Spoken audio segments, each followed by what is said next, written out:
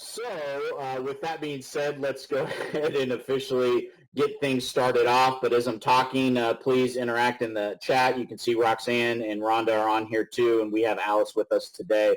They're all watching the chat and will be interacting with you there.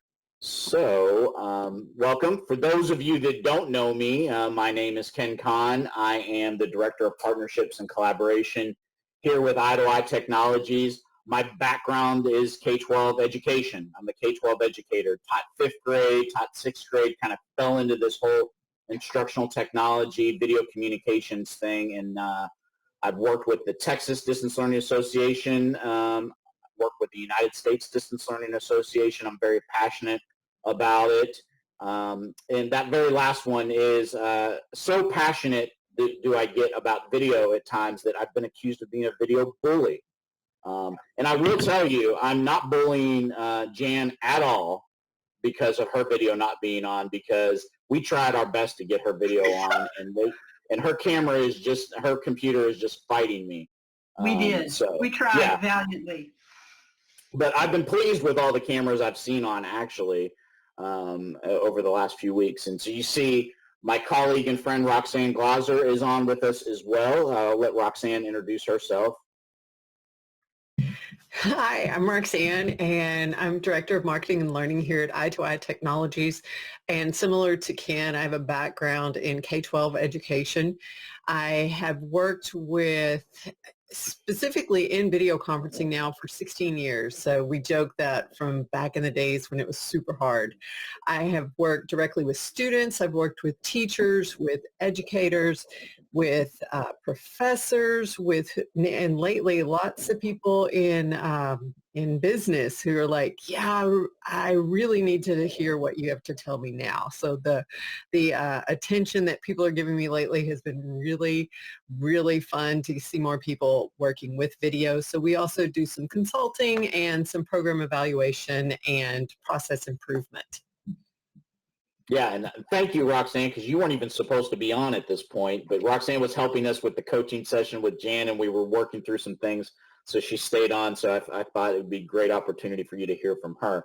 And you also see there, many of you already know Rhonda Blackburn, who is another friend of mine who's helping us from the TxDLA perspective today.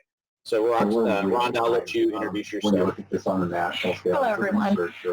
As Ken said, I'm Rhonda Blackburn. I actually came from the K-12 area as a math teacher, went into higher ed, and then into corporate. So I've been on all sides, and I'm even nonprofit. It's kind of crazy. But I'm also a past president of TxDLA, just like Ken, and I am actually president-elect until the next 2 weeks, and then I become president of USDLA. Kind of crazy there too. But as Ken talked about, being a video advocate, I started thinking about what am I? And so it's like everything is about love of learning. And that's one of the things I love about these webinars is that I learn something every single time that I'm in one of these. It's been amazing. And I look forward to it. I'm here just to help and to kind of get in the chat with y'all. So thank you. And I will note, if you hear a voice behind Rhonda, it's not her computer. It's her husband, who's also working from home right now, Chris, who's probably sitting right next to her. He actually just left. He was trying to be nice. So just real quick, a little bit about Eye2Eye Technologies, if you're wondering who we are and what we do and how we help people. We really focus on, you can see our artistic representation of our president and owner, Chris Harmon there.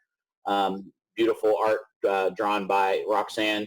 But we're really focused on making sure people feel like that they're heard, people feel like that they're seen, and that they matter. We really, that very bottom note there about effective communication, it's very, very important for us to let people know that we hear them and to help them effectively communicate, to partner with them, and to do that in the vein of things that are simple, flexible, and dependable.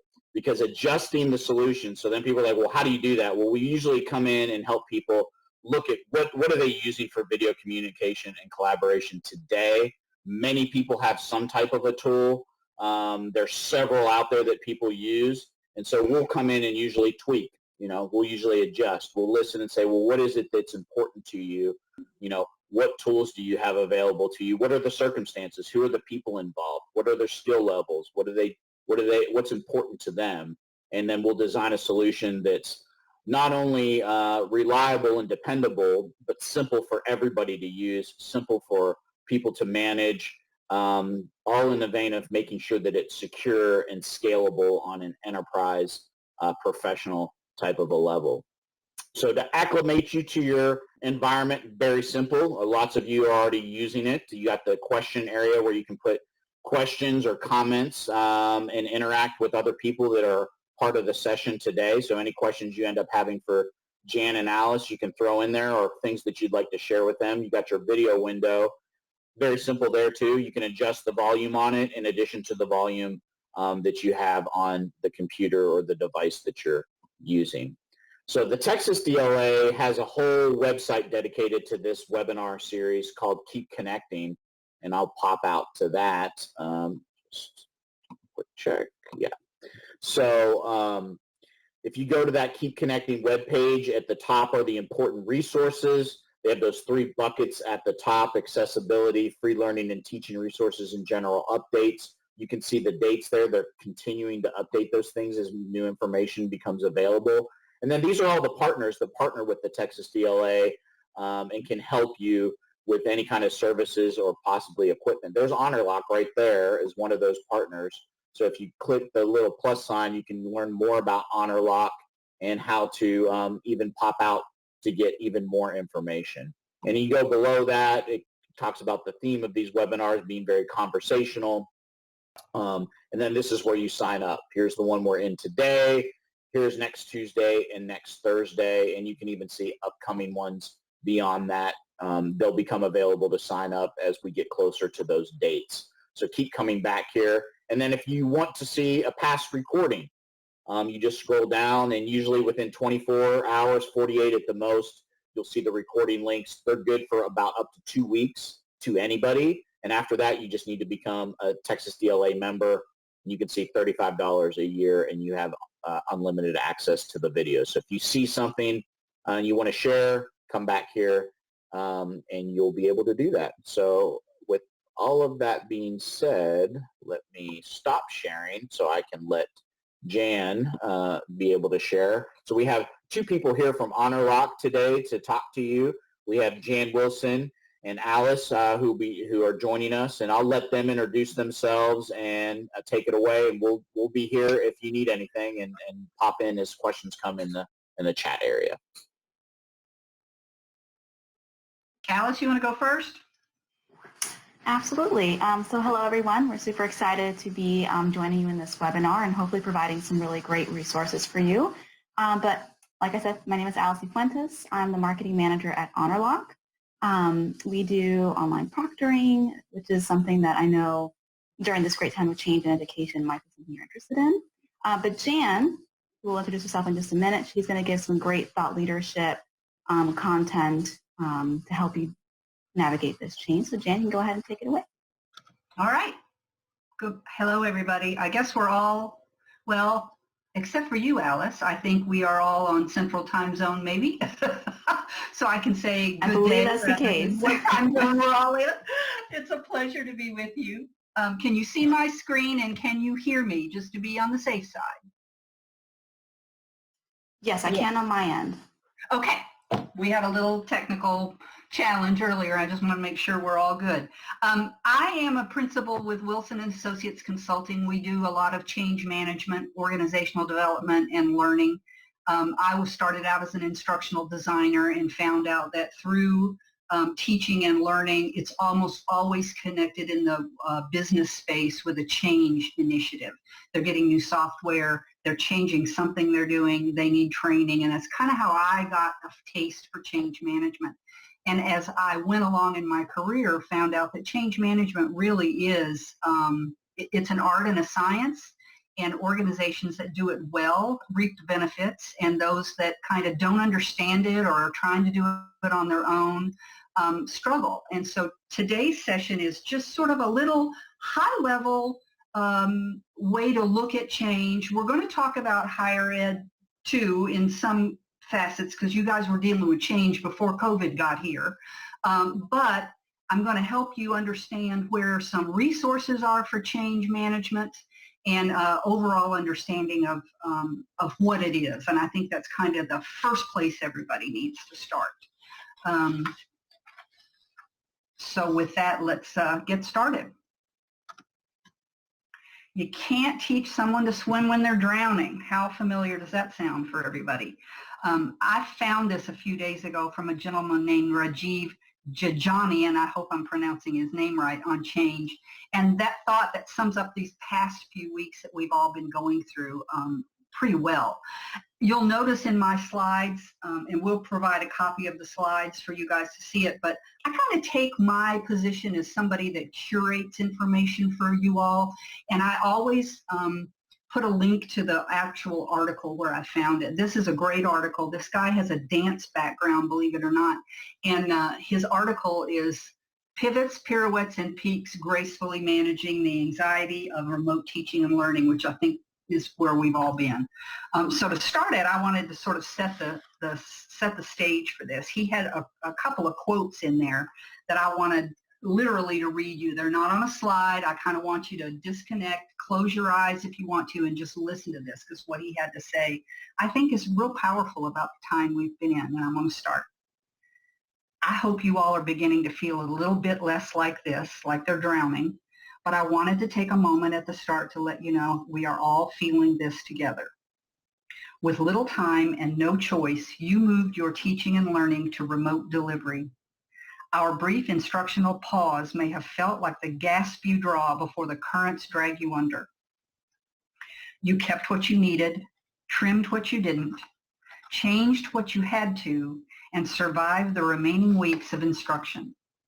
It may not always have been graceful, but you kept afloat. And more importantly, you kept your students afloat. Let's be clear. No one signed up for this situation. Not the faculty, not the staff, and certainly not our students. Aside from our concerns about teaching and learning, all of us are also grappling with personal challenges and fears. For example, I'm juggling supporting my team in the KPU community with making sure I am not neglecting my 2 young children at home, while frankly ignoring some high expectations around homeschooling. I also have a family member in a long-term care facility in North Vancouver whose health is never far from my mind. The anxiety we feel is entirely understandable, end quote. I really thought that was powerful, and it captured what all of you all have been doing to keep your professional and your personal lives afloat. And when things change, even in stable times, it sort of rattles the collective us. Humans are not hardwired to be comfortable with change, and that includes humans in higher ed. So the webinar today will examine some change in institutional learning, COVID, yes, but also that move to student-centered education that everybody's been dealing with, and digital transformation that we're all in the middle of. All of these things are things that we were dealing prior to COVID. And I thought it might be helpful for you guys to draw some parallels between the worlds of higher learning and business. We can learn some things from how change is framed and acted upon in business. And I wanted to share some of that with you at a real high level. And we'll also look at how changing demographics are requiring a closer alignment between higher ed and the workplaces in which students ultimately perform. That's an issue today too, over and above COVID. The good news is we're all in it together, and with some change management awareness and techniques, I'm hoping you guys can navigate that change more easily. So this next slide is, I don't know if you follow Phil on EdTech, but he's great to follow.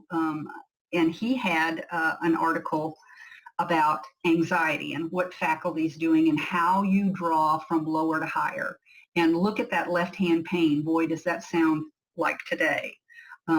Nearly every line item, you may be registering anxiety, and for some, maybe most of you, you may have anxiety on all of them. You know, some of you may have been teaching digitally for a long time. You may be an old hat at it, but more likely than not, you are not. I think a lot depends on the size of the school and your familiarity with online learning and available ed tech support and things like that. So I wanted to start today with a little bit of and I can't see this, guys. I'm sorry because of the way this communication is working in this interface, but Alice is going to work this for me. I'm going to have you guys enter in your chat window where you fall on faculty anxiety. Are you feeling more toward the lower side, or are you feeling more toward the higher side? And I wanted to see if we could get some kind of consensus on how we're all feeling. So, and if you even want to put something in the chat about what you're anxious about, that'd be fine. So if you want to do that right now, Alice, can you see? Yes, I'm monitoring the chat, so feel free to add in where you fall on the scale. Yeah, and as people kind of put in there, so you're looking for where people are from a low anxiety to a high anxiety currently, or when this started? No, currently. How are you feeling now? Okay. Yeah, I know. My church has been doing church services online, and they always ask an interesting question at the top, on a scale of 1 to 10, where are you at this week? It's been interesting with the people that I've been attending, just hearing where people were at 2 weeks ago versus where they're at this week. And it's almost a good exercise to do on a consistent basis in normal circumstances, I think. I was going to say, you have the ability to be able to follow that. Where in most of these webinars, I don't have that ability. So, yeah. What are we getting now? Someone share that they're kind of in the middle, so like around a 5 or so, where they fall on the anxiety scale. You got any more? As of right now, no. Okay. All right. Well, someone did share that they're fairly high on the scale. Yeah. Hair on fire, number 10? It would appear so. We had a couple hundred people last week on this webinar, and we were getting 5s and 6s, but we had a smattering of 10s, and we had a smattering of 1s, and it looked like their bell curve was going to be right around 6-ish, I'm saying, which is better than it was 2 weeks ago. All right, well, let's move on. We've got some content to cover, and I don't want to belabor that point. This is also from Phil on EdTech. He had a great layout of all the phases of higher education, our response to COVID. Phase 1 was our hair on fire. Phase 2 is kind of where I think we are now, or we're entering that.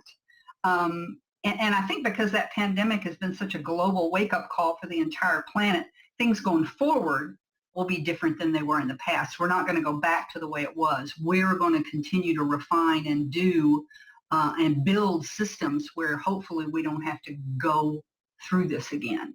Even at the national level, we'll grapple with broadband access, hardware access, healthcare tied to our jobs, and all the other things that we have seen from this. So there's his link on that if you want to take a look into that. So we're not alone. What's the old saying? There's comfort in numbers. I think we need to think about that. Think about where you were before the pandemic hit. We were already in for considerable change. Automotive industry is an example. Fossil fuel or clean, ride sharing, owning. Some people will never buy a car in their lifetimes because of things that have changed. Or perhaps the way of the future will be home-based delivery with delivery services. People won't go anywhere, even to our jobs, and things that we used to go out for will magically appear at our door. We are in some ways going through that now. Even Bitcoin, the way we pay for things, Bitcoin, virtual money. I mean, it's all in flux. Healthcare is an easy target. All of healthcare, big or small, rural and city, we're struggling with how to better retune the industry for something we call, I used to work a lot in long-term care, we call person-centered care. It's very similar to what you guys are going through with student-centered learning. Once it was the domain of doctors and nurses, they were going to tell you what you need, and the new way forward in healthcare is going to be collaboration between caregiver and patient and the patient's family. In some ways, a lot of this is already happening. We are having change forced on us, and I think COVID just really drove home how we're not ready for some of these major changes that are coming down the pike. So here's a couple of the change drivers that you saw prior to COVID-19 in higher ed. Student-centered learning poses that fundamental question: what if students themselves were the focus of learning? And the primary goal was to structure their learning in the way that best met their individual needs. Students are given choices of how and what they learn, in what order, and are driven by a direct connection between the instruction and their own interests and the real-world experiences. Louis Soares was quoted in Chief Learning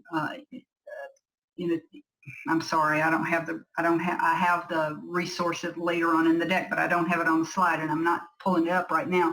But he said, while there's always going to be new knowledge and new tools, the level of our use of technology in the learning process, the granularity of understanding learning, and change management strategies will continue to change. You add those three together, and it allows you to start reimagining different ways for institutions to do their work, and perhaps even envision new institutional forms. And I really do think that's what we're driving toward. And then the other thing that you guys have going on is digital transformation. Ted Mitchell in Changing Demographics and Digital Transformation says the new normal is just as likely to be a 25-year-old returning veteran, a single parent, or a 53-year-old displaced worker. And in so much else, our students will lead us if we have the will and the tools to listen. And that whole digital transformation, I know what you're thinking, it sounds fantastic, but how does that scale? You know, how do you take an institution historically organized around brick and mortar lecture-based instruction and move them to something more personal, you know, using personal technology? So on this topic, there's a white paper on our website. I wanted to let you know about that. And we go deeper into all of these things and give you some examples of organizations that are excelling at student-centered learning and excelling at digital transformation, but we didn't have enough time to go all in it. So if you want to get that white paper, please avail yourself of that, and there will be more on that as we go on. So I told you earlier we wanted to talk a little bit about workplace readiness, and I found these two quotes that I thought were pretty thought-provoking. Michael King's the vice president and GM of IBM Global Education. And he said, and I'm seeing this in my higher ed contacts too, employers are shifting their hiring mindset toward a what do you know rather than where did you go model of assessment. You know, stackable credentials offer the prospect of better recognizing these work-ready skills. And then Taylor and Harris, this is an excellent paper, Beyond Classroom Borders, Linking Learning and Work Through Career-Relevant Instruction. They say current students will be expected to demonstrate their capacity and capability to adapt on a more or less continuous basis. That's what we've been doing, right? We've been doing adapting and barely breathing. Curriculum will require adaptation to how faculty teach and facilitate learning and how students transfer this learning to their civic and work lives. That transfer is important. So that's a really good article if you guys want to take a look at that. Getting back to the matter at hand, why is change so hard? You know, remove for a moment that COVID reaction because change isn't even easy in the best of times. So if you're leading change in higher ed in the midst of all this, identifying what to change in the midst of uncertainty is unnerving. You know, is this the right way to go? I don't know. We got to make the best decision that we can make in the time that we have. If you're designing change and rolling it out, that's a project all on its own, and you have a did we think of everything kind of mindset. You know, what did we forget? And most change makers navigate those early stages pretty easily because they know the status quo isn't working, and that's where you get that we have to do something. So all of those emotions are normal. But you got to remember to toss in all the people that must understand what that change is. And they not only have to understand it, they have to embrace it. And they have to actually change the way your institution is doing things. And that's a whole other thing. In change management, that bottom line people is really where the magic happens. Change demands not just new processes, but also additional and deeper human dynamics. This is where most change efforts fall apart because most people don't think of that. When most people think of change management, they think of spreadsheets and project managers and software and all that stuff. And that is definitely part of it. But if you forget the bottom line of people, the rest of that kind of, you're setting yourself up for failure. And that's kind of my area of change management. I really want to make it better for the people that are going through it. Any questions so far before we get started on what change management is and is not?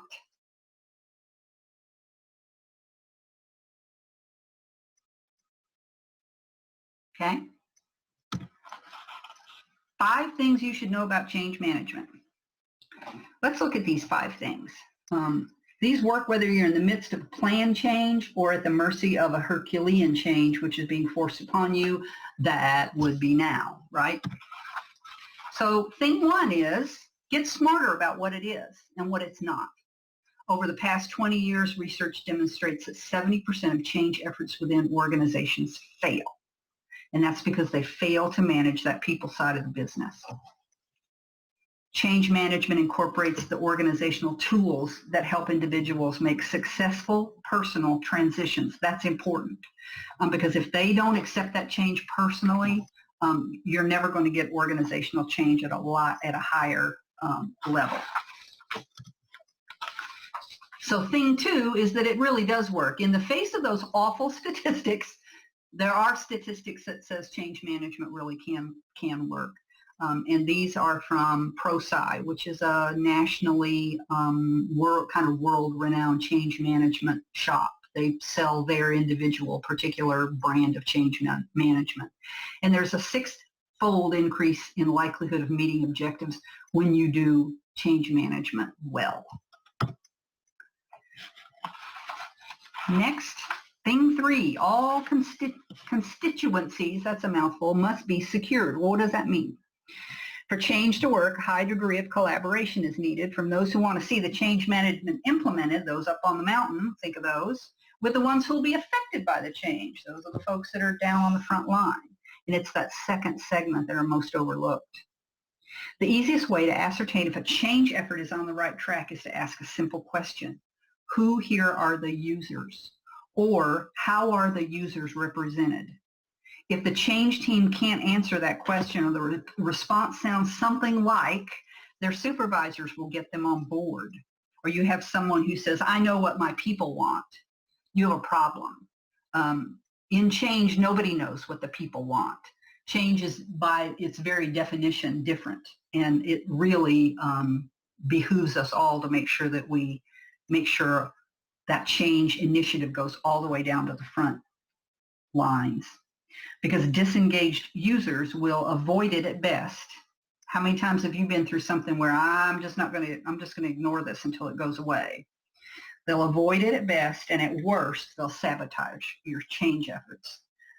If the change desired makes their day-to-day work harder, and you didn't do your homework to figure that out, they won't embrace that change, and you will have done a whole lot of nothing for nothing. Thing 4, don't outsource your responsibility for managing change. This is closely tied to thing 3. Managers are often completely overlooked, overwhelmed, and then responsible for a mission-critical change effort, which adds to the anxiety of the change effort. Think about change in your own institutions. Who in your reporting order is managing your change? This may be a bit of an insensitive question right at the moment, when all you're trying to do is survive. But going forward, how that mid to final layer of humans is managed is critical to successful change. So Ron Ashkenash from Harvard Business Review gives this quote: the content of change management is reasonably correct, but the managerial capacity to implement it has been woefully underdeveloped. In fact, instead of strengthening managers' ability to manage change, we've instead allowed managers to outsource change management to HR specialists and consultants instead of taking accountability for themselves, an approach that often doesn't work. So here's how it works in the real world.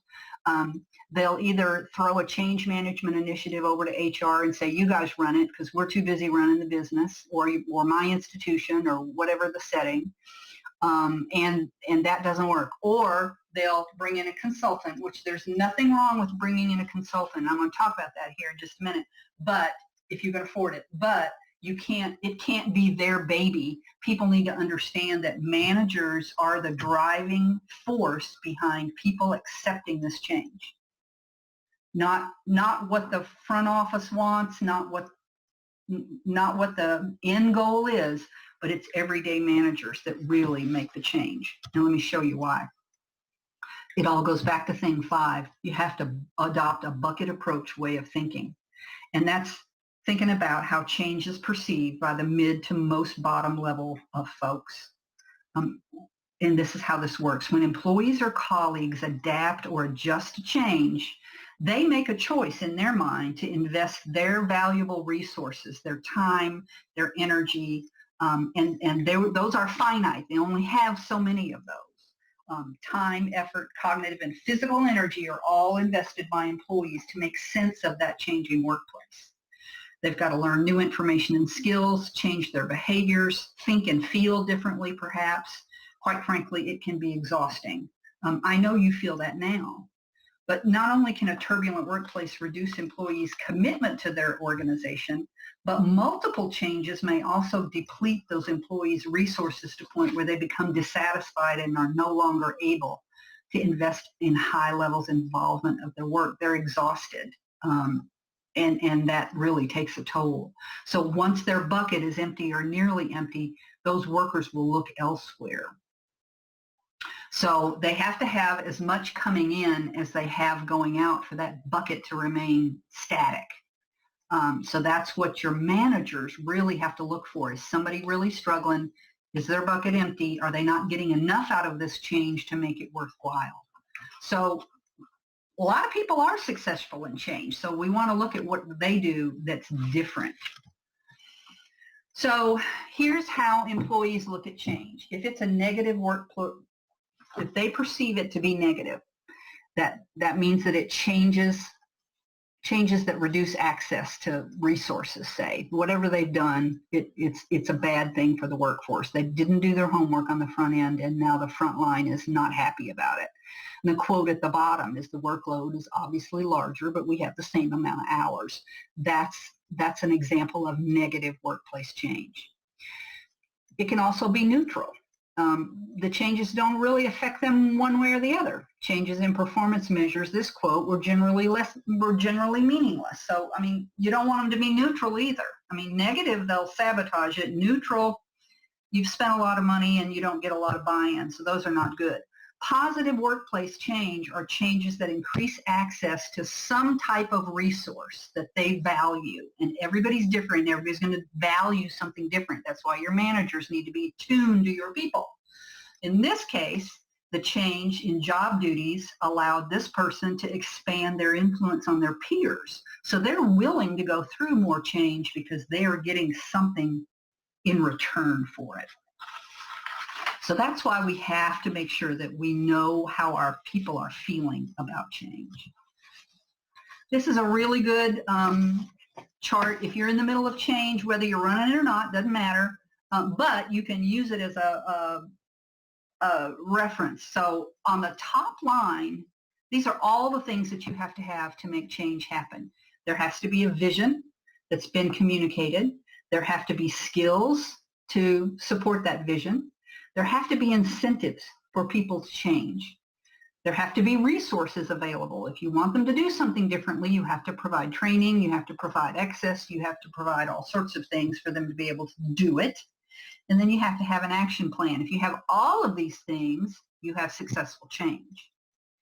If any one of these are missing, this is what you get. So if you don't have a vision, people are confused. If you don't have the skills, they're anxious. If that's probably the way you're feeling when somebody popped up and said, hey, let's all go online with our courses when you've been teaching in person for 20 years. That's anxiety. If you don't have any incentives to do it, people will go, but they'll go gradually. And that really, you're spending a lot of money on whatever your change initiative is, and you don't want them dragging their feet.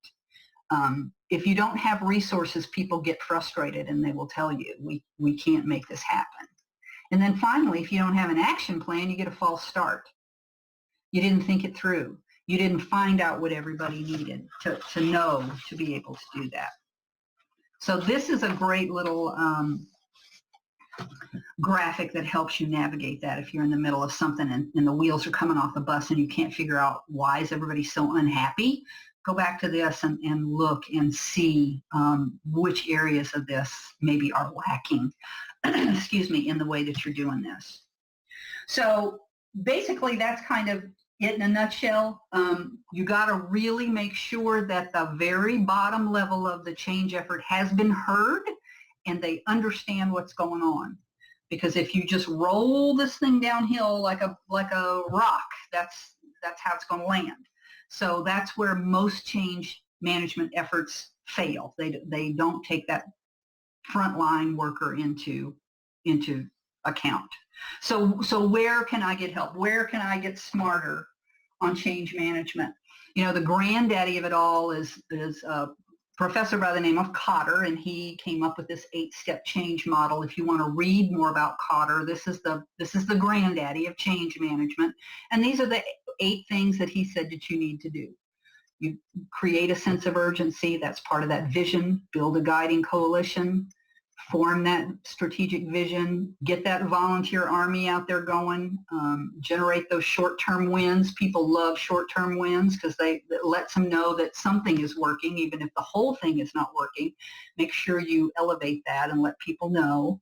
And then you go through the rest of it. So if you want more reading or want to find out more about change, I highly recommend that you look up John Cotter. Now, for things out in the community that you can do if you're dealing with change, this is the ADCAR model at the top. You can see it spelled out. That's by those people by the name of ProSci that we saw earlier with that quote. And they have a particular type of change model that they support, and they are paid consultants if you're lucky enough to have those and have the budget for those. You can look into ProSci. You can become ProSci certified if any of you guys are interested in making change management a career or it's being thrust on you. This is one great resource. There are others, but this is sort of the Cadillac plan. But if you're driving a Volkswagen, let me tell you something else. We've got help there too, because there is the ACMP, is the Association of Change Management Professionals. They are the professional organization for change management people that are certified in change management. There are chapters all over the country. If you can find a local ACMP and go to some of their meetings, some of the things that they will do, sometimes they have to have so many change management engagements when they're working on their certification, and sometimes they will do these for low cost or free. So I'm putting that one on there. So if you need help, check out your ACMP in your local area, and they may be able to help you there. So there's everything from the Cadillac plan to you guys learning more about it to the Volkswagen plan down here in the bottom. I'm not saying that everybody's free, but it's worth checking them out. It's worth going to a meeting or two, especially if you are stuck in change management Hades. I cleaned that up for you, and you need some help. So that's what these are all about. So that's a lot. That's sort of my 50,000 view of change management. You've got to make sure that your people are supported. You've got to hear your people. You've got to keep letting people know what's working. You've got to figure out a way to fix what's not working. So all of that goes into change management. But part of change management is self-care and hints and tips in case you're in need. So HonorLock did this. This is an infographic that's up on our website. And these are the things that you can be doing now to take care of yourself. Continue your calling. I mean, this is a bump in the road and things are changing, but you guys, you do what you do because you love it. So keep doing that. Keep supporting your students. Keep learning and supporting your colleagues.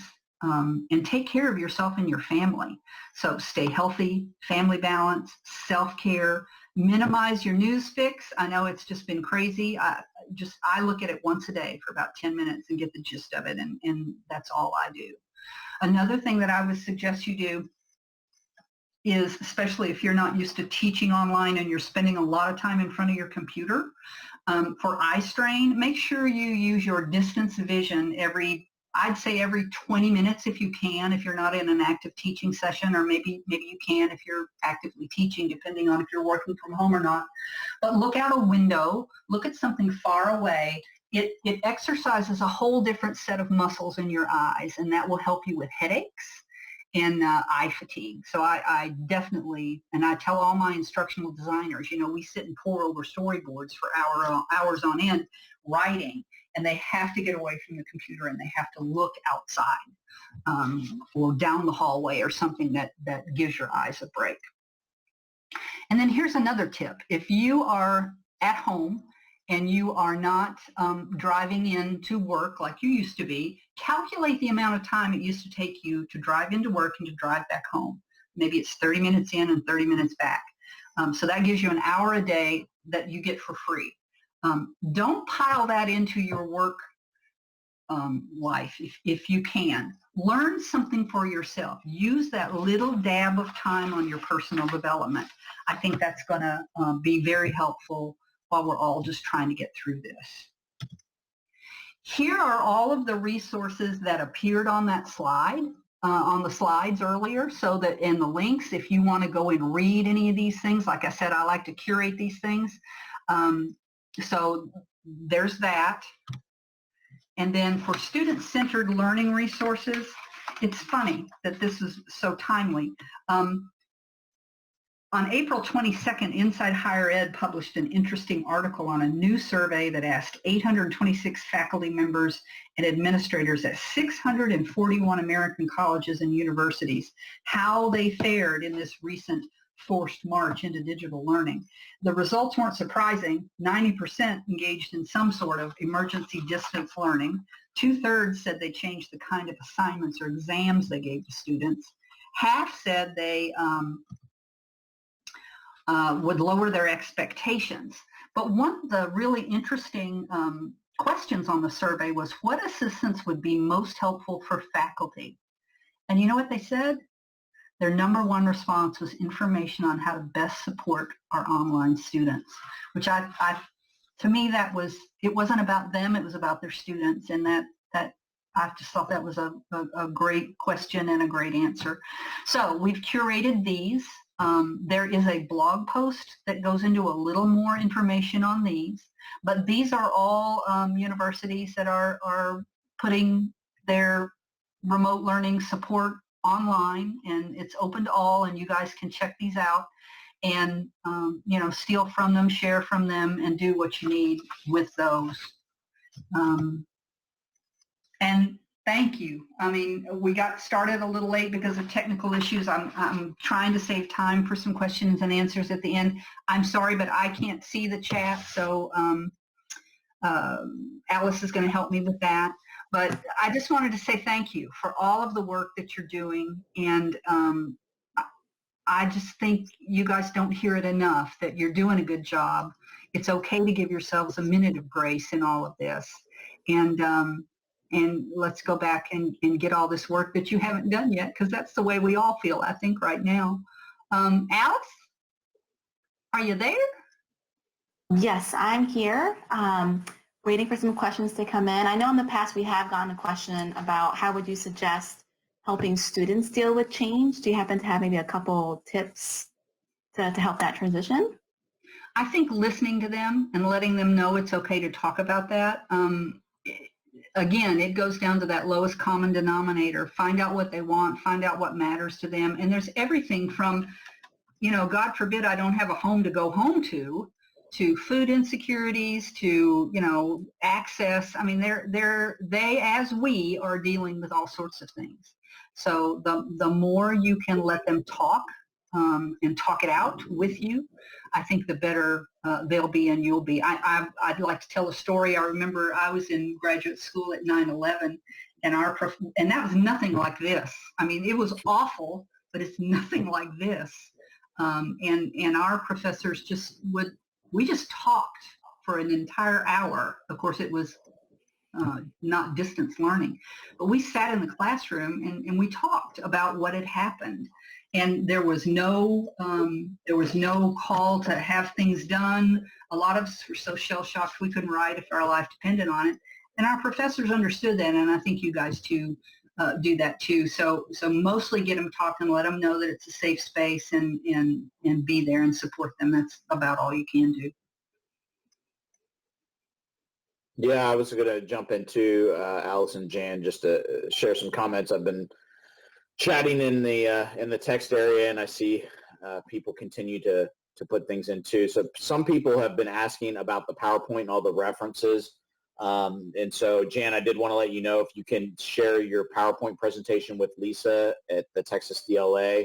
Yes. They've been posting resources connected with the sessions right with them. So when you go look for the recording, Jan just said she's going to share it with Lisa. You'll see the PowerPoint listed right with it. So that way, you can click on all the, I saw several of the links embedded in Jan's presentation, so you'll be able to click on those.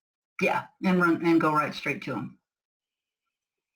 But yeah, I think that the underlying theme that I've heard you talk about several times here, and I've heard throughout this entire webinar series and different presentations is, people want to feel seen, people want to feel like they're being heard, and they want to know that they matter. And sometimes it's just listening. Sometimes people just need to get it out, like you were just talking about, Jan. It's like sometimes it's like, I just want to get it out. I don't want anybody to solve it for me. I don't want anybody to run in and rescue me. I don't want that. I just want to feel like I just need to talk about it. I need to get it out on the table and talk about it with people. And I think it's important to give people space for that. Yeah. Yeah, and your picture there on the slide too. It's like, look at all this work I haven't done yet, right? It's like that work's going to be there, right? And especially, I know we're making light of it and being funny about that huge pile of work there, right? But we all have that, and we could spend the next 12 hours straight working through that, and guess what? It's still going to look very similar 12 hours later. So, instead, maybe let that go and focus your time on how do I best care and love others and, be kind to myself at the same time, and be okay with the fact that there's a pile of papers there. And does it really matter if I get all those papers organized right now? Probably not. Yeah, and I would add that I'd tag on to that. It was 2011 to now. I mean, sorry, not 2011, 2001 until now that 9/11 happened. And I still remember my professors and the way they supported us. And he probably had a pile of papers to get through too. But he made the decision that we needed his support, and it made an impact on me, and I remembered it to this day. Right, and there you just said it right there. That's the thing you're going to remember. You're not going to remember, oh, I spent 12 hours straight working through the pile of papers on my desk. You're going to remember the time that you spent talking to somebody, doing something with somebody. I loved your tip about because I think that's a common one we take is like, oh, I don't have the drive time anymore, so now I get 2 more hours in my work day. Yeah, it's like, well, maybe you don't have to be as strict about, that, but maybe take that time to do what you did during the drive time and decompress a little bit. Take that time to think a little bit, to listen to an audio book, to listen to some favorite music. Maybe instead of the drive time, you get outside the door and take a walk around your neighborhood. Yeah, self-care is important. We're all stressed out, and we need to make sure that we take time for ourselves, because you can't pour from an empty cup, as they say. Mm-hmm. Yeah, and I think some of us have that caretaker mentality, and we forget that, when we're caring for others, like you just said, Jan, we're pouring out, and if we're not careful about refilling that cup, we're eventually going to be empty. And so it's kind of that, when you're on an airplane and they say you put your oxygen mask on before you put on the oxygen mask of the people around you. It's like you need to have oxygen too, and if you don't, you're not going to be able to help anybody that you want to help. That's right. And I'm sorry I couldn't see everybody today, and then you couldn't see me, and I feel like this disembodied voice. But if you have any questions for me or you want to put them in the chat, what I do after these things are normally over is I take all of that and I answer those questions, and I will send that out when I send the slides out. So if there's anything lingering or anything you maybe didn't want to, you didn't want to say, just put it in the chat or the question and answer or whatever the thing will allow. And if you want me to answer it, I'll be happy to either pull you some references or give you a little more information if any of this didn't, if you're still fuzzy on anything. Jan or Alice, are your emails on any of these slides where maybe you could go to that so people could see it? Or I don't have it in the slides. Okay. But I will have it with what we send out. Okay. Yeah, I was just thinking people that might not want to put something in the chat might want to email you separately.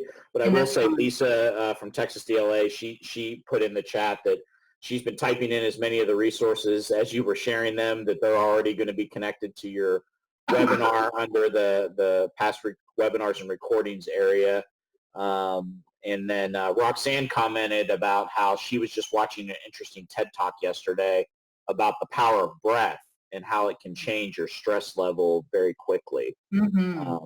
She even put a link, YouTube link to that TED Talk. So I'm sure Lisa will add that with the resources as well. If you want to do any research on mindfulness, that's an excellent topic for times like now. Yes. Well, I want to thank everybody for coming to the webinar today. You'll see the resources and the recording coming up. Thank you, Jan and Alice, for joining us and sharing this information with everybody. Just keep in mind, every Tuesday and Thursday, we got things scheduled all the way through the month of May. We're working, Ottawa Technologies continuing to partner with the TxDLA on this webinar series. So be on the lookout for that. You already see some of them becoming available to sign up, and some of them that you can kind of keep in mind that will be showing up shortly. So want to thank everybody. I see a lot of thank yous coming in too, to both of you from Gay and Erica, Camille. You're all very welcome. Glad to see some of our friends that continue to return, and we will see you again on Tuesday, because today is Thursday, right? Yes, all day. All right. All right. Thanks again, everybody. Thanks. Thanks. Bye. Thank you so much for joining. Take care.